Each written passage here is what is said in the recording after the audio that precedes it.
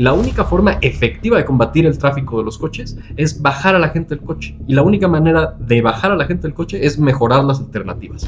La mayoría de ciudades mexicanas pues no se prepararon nunca para, digamos, una movilidad mejor planificada, en donde estuvieran, digamos, claros ciertos objetivos de el cómo esperamos que se mueva la gente. La aplicación tecnológica no sustituye o no mejorará tanto el tema de movilidad si no hay pues mecanismos reales o tangibles. Actualmente hoy la única persona que está sobre la mesa en la toma de decisiones del transporte es, además de la autoridad, es el dueño de la concesión. Pero el usuario nunca figura. Entonces necesitamos también empoderar a los usuarios para que los usuarios puedan reclamar lo que necesitan. Esta es la Brújula Nacional con un amigo, Armando Pliego Ishikawa. Armando pues es especialista en temas de movilidad, ha estudiado en administración pública, en la UAP y también en la UNAM, especialidad en temas de comunicación, en sus diferentes ámbitos, pero sobre todo lo que le apasiona es la movilidad. Fue funcionario público en el ayuntamiento, en temas de movilidad, director o secretario, ahorita nos vas a contar, y pertenece desde hace tiempo a un colectivo que se llama Céntrico Asociación Civil, que genera trabajos y análisis a nivel nacional de movilidad y asesora a colectivos, pero también a organismos gubernamentales. Y por ende, pues nuestro tema va a ser movilidad en sus diferentes aspectos en las ciudades. Buenas noches, Armando, ¿cómo estás? Alejandro, gracias por acompañarnos hoy. Alejandro, muchísimas gracias por la invitación. Pues con mucho gusto de poder platicar sobre este tema contigo, que pues ya hemos comentado en otros espacios, y pues bueno, siempre es un gusto poder compartir un poco sobre todas estas cuestiones que pues nos afectan a todos, todos los días, todo el tiempo en nuestra vida cotidiana. Sí, y bueno, para remontarse, sea de la ciudad que seas, hay más tráfico en tu barrio, hay más tráfico en tu ciudad, hay más tráfico en tu zona. Y eso pues nos vas a explicar las principales situaciones. Creo que México nunca se preparó, en la mayoría de los casos, o los estados, para tener un proyecto de movilidad. Tú eres experto en eso. Y hoy tenemos las consecuencias, y no nada más es que haya más tráfico, sino todo lo que trae consigo el que no haya una movilidad activa, el que no haya una eficiencia en el transporte público, la contaminación, etcétera, todos esos factores, porque no es nada más que veas muchos coches, sino, bueno, para empezar, ¿qué afectaciones, o sea, implica no tener un proyecto de movilidad en cualquier estado o municipio? Podríamos empezar con eso, ¿qué te parece? De acuerdo. Pues, a ver, cuando hablamos de movilidad, hablamos del conjunto de desplazamientos que hace la población para poder satisfacer sus necesidades básicas. Necesitamos movernos para estudiar, para trabajar, para ir al mercado, para ir al hospital, a la clínica. Es decir, para satisfacer nuestros derechos a la salud, a la educación, al trabajo, a la alimentación, necesitamos movernos. Y de hecho, México desde el 2020 ya reconoció, tú votaste en esa... Sí, me acuerdo que me regañaste. No, te hablé para pedirte el favor de que contáramos con tu voto a favor de esta reforma constitucional, porque México es el primer país del mundo que reconoce a nivel constitucional la movilidad como un derecho humano. Entonces, el no contar con la movilidad resuelta, pues básicamente lo que implica es barreras para el ejercicio de derechos básicos. Lamentablemente, como bien decías en tu introducción, la mayoría de ciudades mexicanas pues no se prepararon nunca para, digamos, una movilidad mejor planificada, en donde estuvieran, digamos, claros ciertos objetivos de el cómo esperamos que se mueva la gente, y esto tiene más que ver con un tema ya que está más bien relacionado con el suelo propiamente. La mejor política de movilidad es tu política de desarrollo urbano, porque eso es lo que va a determinar cuánto se tiene que mover la gente y por qué se tiene que mover. Entonces, cuando tú tienes el desarrollo de la vivienda, por ejemplo, sujeto a intereses privados, con menos controles públicos, en donde la autoridad local no juega un papel importante en el desarrollo de la vivienda, pues la vivienda se va a construir allí donde es más barato, y donde es más barato, pues más lejos del centro.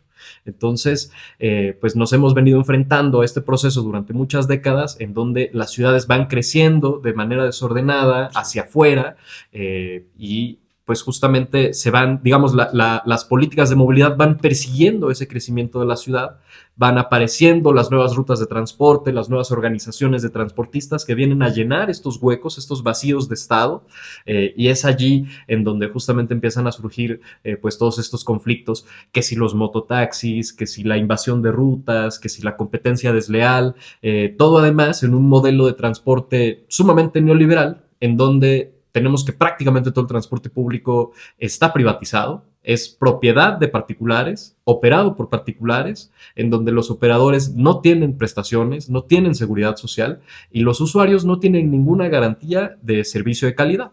Entonces, el transporte público pierde usuarios porque es de mala calidad, no termina de satisfacer las necesidades de la gente y pues la gente que se puede comprar un coche se va a comprar un coche y si no le alcanza para el coche, hoy se van a comprar una motocicleta o una de estas motonetas eléctricas que ahora se han vuelto muy populares de la pandemia para acá.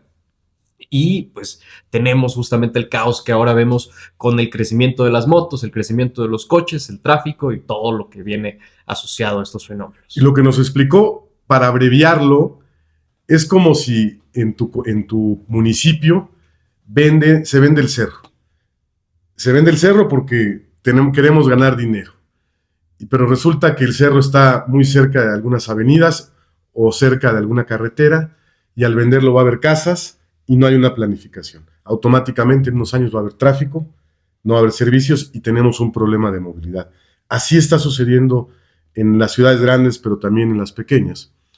Y bueno, nos enfrentamos ya a situaciones caóticas en donde tendrías que indemnizar a muchas gentes para hacer una avenida o generar un puente que te cuesta pues, mucho dinero que no tenemos en México para darle movilidad a la zona.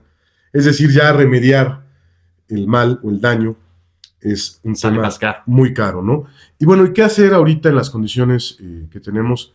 Lo mencionas muy bien, la planificación obligatoria, ya sea del pequeño o grande municipio, la capacitación también.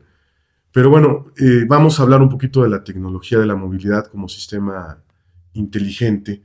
Con toda esa tecnología, con los programas, podemos ya implementar pues, sistemas para mejorar la movilidad en los estados y en los municipios, ¿no? Pues, ¿qué herramientas tenemos? Sí existen ya algunas cosas y que de hecho aquí ya se echan mano. Por ejemplo, en Puebla ya tenemos gran parte de la red semafórica. Puebla es la tercera ciudad con la red semafórica más grande del país. Tenemos más de 4,000 intersecciones semaforizadas dentro del municipio y ya varios de estos corredores digamos, de las vías primarias de la ciudad, están centralizadas y ya tenemos dispositivos semafóricos, controladores que son, pues, digamos, de buena tecnología, digamos, reciente, ¿no? A mí me tocó cuando estuvimos en la administración de Claudia Rivera, por ejemplo, actualizar toda la red semafórica en la 25 Poniente Oriente. Entonces, si tú agarras la 25 Poniente Oriente a partir de la 35 Sur, sentido hacia el Parque Ecológico, y la agarras la calle, te toca el verde, y te vas a una velocidad constante de 40, 50 kilómetros por hora, vas a agarrar casi todo en verde, excepto en la 11 Sur, que por el ruta tiene su propio ciclo semafórico, y cuando vuelvas a agarrar el siguiente verde, vas a agarrar puro verde hasta el Parque Ecológico. Entonces, ese tipo de cositas ya se pueden ir mejorando, obviamente que tiene sus límites. Sobre todo, pues está determinado pues, por el volumen de coches, ¿no? Y ahí sí, ya, pues, los semáforos inteligentes no son una varita mágica que te arregle el tráfico cuando ya, digamos, la capacidad vial está sobrepasada. O tampoco la aplicación del navegador, porque sí, al fin y al cabo, pues habrá tráfico, ¿no? Ni nada, sí, ¿no? O sea, cuando no lo evitas. Una gran cantidad, un gran volumen de coches, ahora sí que no va a haber tecnología que por sí sola te rescate. Yo creo que uno de los elementos más importantes de los que las ciudades tienen que echar mano, pues es justamente de las alternativas. Hay que pensar en que la única forma efectiva de combatir el tráfico de los coches es bajar a la gente del coche. Y la única manera de bajar a la gente del coche es mejorar las alternativas. Hacer que sea seguro andar en bici, hacer que sea seguro, que sea confiable, que puedas depender del transporte público. Claudia Sheinbaum, cuando fue jefa de gobierno en la Ciudad de México, ella incrementó los viajes en bici en la Ciudad de México en más del 70%.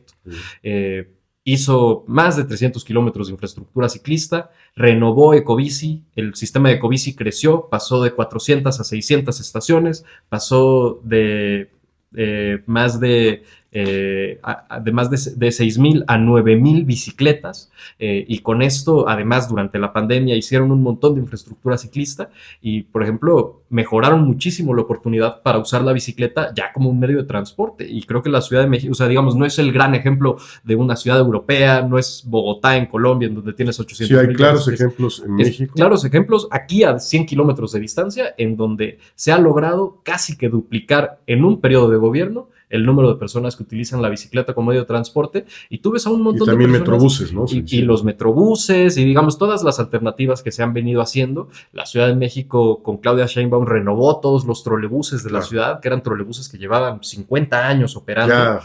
Ya había que jubilarlos.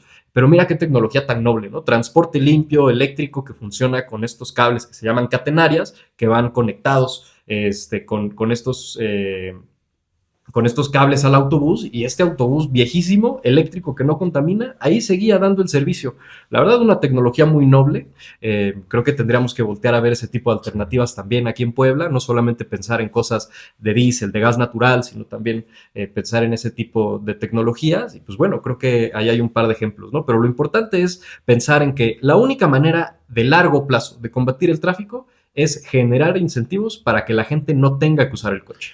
Oye, y Alejandro, y para darle la importancia al tema, mucha gente piensa que la economía no tiene nada que ver con la movilidad, que no hay afectación, o que no hay afectación en el estado de ánimo o en la vida diaria de las personas. Me gustaría que comentaras una estrategia correcta de movilidad, cómo puede generar más economía, más riqueza o más bienestar en la gente. Claro. Porque muchos dicen, no tiene nada que ver la movilidad con el dinero. Claro que sí. No, o sea, justamente parte de un buen componente, digamos, de un plan para el desarrollo económico tiene que ver el cómo se mueven las personas que consumen, el cómo se mueven las mercancías y el cómo se mueve, pues a fin de cuentas, la fuerza de trabajo también. Entonces, cuando tú tienes un buen sistema de movilidad, obviamente vas a tener una contribución a la economía. El actual programa de movilidad urbana sustentable del municipio de Puebla, que se aprobó desde diciembre de 2017 en el Cabildo, era un programa a 10 años, o sea, ahorita está en proceso de actualización justamente, y en ese programa se hablaba de que la pérdida de productividad generada por la congestión en la ciudad de Puebla nos generaba pérdidas económicas de 7,000 millones de pesos al año. Eso es el presupuesto de la ciudad. Y si tuvieras lo contrario, te genera ganancias a los comerciantes, pero también a los trabajadores. Le genera ganancias a todo el mundo. Cuando tienes, por ejemplo, una calle en donde es más fácil caminar, en donde es más fácil pedalear, ¿no? Vas a tener más oportunidades para el comercio. Resulta, me parece que un ejemplo muy claro es la 5 de Mayo, la calle peatonal que está en el centro de la ciudad de Puebla. Es la calle que tiene las rentas, digamos, más lucrativas. Mejores. Es la que está llena de los negocios, de las tiendas de ropa, de restaurantes y demás. Y justamente a partir de su peatonalización es que esta calle tuvo este gran boom económico, porque resulta que los coches no compran, son las personas. Y entonces, cuando tú esperas, digamos, depender de que exista estacionamiento disponible para coches, ahí es cuando todo colapsa. Lo que necesitas es más bien mejorar las oportunidades para que la gente pueda caminar por los negocios. Digamos, es más fácil que alguien que va caminando en el centro y ve un aparador, ve una playera que le gusta, le llama la atención y se mete, a que si la ves desde el coche, dices, de aquí a que encuentre dónde lo estaciono, no, pues mejor regreso el siguiente fin de semana y ya no la compraste.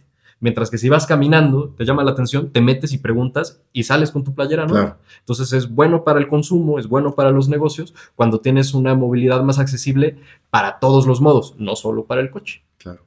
Bueno, pues es un tema, como ven, amplio, interesante. La aplicación tecnológica no sustituye o no mejorará tanto el tema de movilidad si no hay pues mecanismos reales o tangibles como de gobernanza, sobre todo. De gobernar, digamos, en la manera en la que se toman las decisiones sobre el transporte, porque actualmente hoy la única persona que está sobre la mesa en la toma de decisiones del transporte es, además de la autoridad, es el dueño de la concesión. Pero el usuario nunca figura. Entonces necesitamos también empoderar a los usuarios para que los usuarios puedan reclamar lo que necesitan. Porque si no, esa persona va a buscar dejar de ser usuario de transporte público y se va a ir a comprarle una motocicleta a Salinas Pliego, que es el que vende más motocicletas en el país. En el mundo, sí. 80% de las motos nuevas que se venden en México las está vendiendo él. Y son motos inseguras, son motos de mala calidad, pero lamentablemente pues le están resolviendo la vida a mucha gente actualmente. Y es un problema que el gobierno no está resolviendo. Oye, y vamos a hablar de un tema que tiene mucha relación.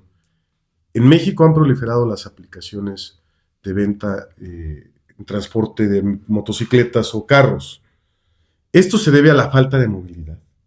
O sea, en México creo que es de los países donde más hay plataformas de que te traen tu comida, que te llevan. Somos el segundo mayor consumidor del planeta. ¿Qué tiene que ver? ¿Con la falta de transporte público? ¿O tiene que ver también con el tema de falta de planeación? Que haya proliferado acá esto. Yo creo que son varias cosas. Un elemento muy importante también tiene que ver, que es otro elemento que no habías mencionado, la precarización laboral. Resulta que Didi, por ejemplo, tiene 600,000 personas registradas en el IMSS, a partir de que se hizo obligatorio, que fue un compromiso de campaña de la presidenta Claudia Sheinbaum, y que se hizo obligatorio el registro de los trabajadores de las plataformas de reparto y de las plataformas de taxi por aplicación dentro del esquema de seguridad social. Solo Didi registró 600,000 personas. Entonces hablamos de que es un montón de gente que perdió su chamba en la pandemia y que empezaron justamente a trabajar en el reparto porque encontraron que allí había una oportunidad laboral para poder llevar el pan a la casa. Entonces, hay ahí un elemento muy importante. Yo creo también que tiene un poco que ver con esta falta de planeación, ¿no? Es más sencillo, es más fácil pedir algo mediante una aplicación a la casa que poder salir y encontrar quizá en algunos casos algo cercano, ¿no?, a la casa, porque tenemos además en esta mala planeación del suelo, no hay tantos usos de suelo mixtos. Entonces, luego tienes desarrollos de casas en donde tienes casas y casas y casas. Como Lomas de Angelópolis. Y necesitas, exactamente, no hay manera de que te puedas ir a comprar un chicle caminando. O bueno, sí la hay, caminando 40 minutos, ¿no? Y entonces mucha gente pues no lo va a hacer, ¿no? Como que no hay tantos incentivos para caminar ese tipo de distancias en esos entornos, porque no hay sombra, porque las banquetas no son accesibles, porque tienes accesos vehiculares cada 3 metros. Entonces, pues obviamente eso contribuye también a que la gente esté, digamos, orillada a buscar estas alternativas pues motorizadas, a fin de cuentas. Y bueno, yo creo que tendríamos que hacer un análisis ya inmediato, no nada más acá en la capital, sino en todo el país, de que el programa o los programas de movilidad sean pues revisados por un organismo, no sé, ciudadano o técnico, porque no está funcionando, ¿no? Y cada vez la mayor parte de las ciudades de nuestro país o las zonas metropolitanas son un caos. ¿Nos puedes explicar también la complejidad de las zonas metropolitanas y la falta de planeación en su crecimiento? Claro. No necesariamente acá, sino en lo general. No, fíjate que es un gran tema. Tenemos ahorita más de 70 zonas metropolitanas ya reconocidas por la CONAPO, el Consejo Nacional de Población, perdón. ¿Y qué son las zonas metropolitanas? Es cuando tienes pues la dinámica, digamos, de una urbe, cuando ya se extendió a más de un municipio. Cuando ya tienes este intercambio entre distintos municipios en donde ya se formó una centralidad o un grupo de centralidades que ya están interactuando entre sí todos los días. Entonces, tienes el caso de zonas metropolitanas como la de Puebla o como la de La Laguna, que además son zonas metropolitanas en donde son 2 estados vecinos que tienen este intercambio de viajes de mercancías diarios, ¿no? Sí, confluyen algunos municipios dentro de la zona. Puebla-Tlaxcala, o en el caso de La Laguna tienes Gómez Palacio, que está en Durango, y tienes Torreón, que está en Coahuila, y tienes intercambio todos los días entre los 2 estados, y no eres como ni totalmente de Coahuila ni totalmente de Durango, pero eres de La Laguna, ¿no? Es un fenómeno interesante. Y tenemos una buena experiencia que creo que sí es un buen referente, que es en el área metropolitana de Guadalajara. Existe una ley de coordinación metropolitana que se aprobó en el Congreso de Jalisco hace, yo creo que más de 20 años. Y gracias a esta ley de coordinación metropolitana tienen instituciones metropolitanas, tienen un instituto metropolitano de planeación. Sí o no, tienen que coordinar presupuesto y estrategias de políticas públicas. Es correcto. Los municipios participan, tienen representación dentro de la Junta de Gobierno. Los municipios ceden algunas de sus atribuciones a esta institución que es gestionada desde el gobierno estatal, que está pensada para la metrópoli, y justamente se tienen que poner de acuerdo para los planes de desarrollo urbano, para los planes de movilidad, para la gestión de recursos básicos como el agua. Eso es muy importante porque los residuos. ¿Qué tiene que ver los residuos o con el agua? con la Vaya, movilidad. creo que es bien interesante, ¿no? Así es. Mientras menos movilidad, más residuo, menos agua, Es correcto. más contaminación. Efectivamente. Y además, en un modelo de desarrollo suburbano, justamente como el tema de Lomas de Angelópolis aquí en Puebla o este tipo de suburbios, resulta que es mucho más caro recoger la basura de 20 casas en este modelo suburbano de comunidades cerradas, enrejadas, fraccionamientos cerrados, Castillos cerrados, sí. que pasar por una cuadra donde hay 20 casas, donde el camión pues, pasa de la esquina a la esquina y recoge la basura de las 20 casas. Son la misma cantidad de casas, la misma cantidad de personas, pero recogerla en Lomas de Angelópolis va a salir mucho más caro porque se tiene que recorrer una distancia mayor, se gasta más gasolina, se tiene que usar más tiempo el camión por allí circulando, con ese tipo de ciudades amuralladas, efectivamente. Oye, pues para concluir el programa es muy extenso, muy interesante, pero creo que a guisa de introducción diste una buena plática. Veamos la importancia del tema. A veces no lo entendemos. A veces pensamos que es natural que haya el tráfico que tenemos y las implicaciones en tu bienestar, en la economía, en tu salud. La salud mental, la salud física, por supuesto. En el tema del agua, en el tema de contaminación, falta de ciudades planeadas, caos seguro, ¿verdad? ¿Con qué te gustaría concluir para la gente que nos va a ver en este podcast? Estás prácticamente inaugurándolo, ¿sí? Un honor. No, al contrario. Pues a mí me gustaría cerrar con el mensaje de que es posible hacerlo mejor. Y recupero otra vez el caso del área metropolitana de Guadalajara. Vemos cómo en el área metropolitana de Guadalajara ya existe un Instituto Metropolitano de Planeación y derivado de este instituto hay una Agencia Metropolitana de Infraestructura para la Movilidad. Y entonces ellos ya gestionan de manera coordinada entre todos estos municipios el transporte de las 3 líneas del tren ligero, de todas las líneas del macrobús, que es el metrobús que opera allá en Guadalajara y los municipios vecinos. Tienen el mejor sistema de bicicletas públicas del país, que se llama Mi Bici, y pues un buen esquema de gobernanza a nivel municipal, que ya lleva varios años implementándose, en donde en lugar de tener secretarías, tienen otro diseño institucional que me parece muy interesante y al que vale la pena echarle un ojo. Ya ha habido incluso alcaldes de Morena que han copiado este modelo. Ya jalado. Y les está funcionando de manera interesante. Entonces, hay la oportunidad de hacerlo mejor. En la SEDATU tenemos buenos planes. Y hay técnicos buenos, probados. En este sexenio que se está haciendo vivienda, que se están haciendo trenes, deberíamos de pensar en que se coordinen estas actividades. En capacitar a las ciudades. Claro. Y que el transporte y las ciudades crezcan a la par, en lugar de que el transporte tenga que perseguir el crecimiento desordenado. Porque tu ciudad vale menos o más, depende de la movilidad. Bajan los costos también de la vivienda o suben si hay una buena movilidad, y también la salud inmediatamente. Acuérdate que el ambiente tiene mucho que ver, el entorno, con el desarrollo humano y personal, ¿no? Pues te agradecemos mucho, Armando, es un honor tenerte acá, pero sobre todo que comuniques a la gente en este programa que estamos echando a andar, sobre todo con temas técnicos. No hablamos de chismes, no hablamos de farándula, ya habrá hablamos de herramientas para que la gente desarrolle su capacidad. Es la Brújula Nacional con Armando y Chicago. Gracias, Muchísimas gracias, Ale. Sí.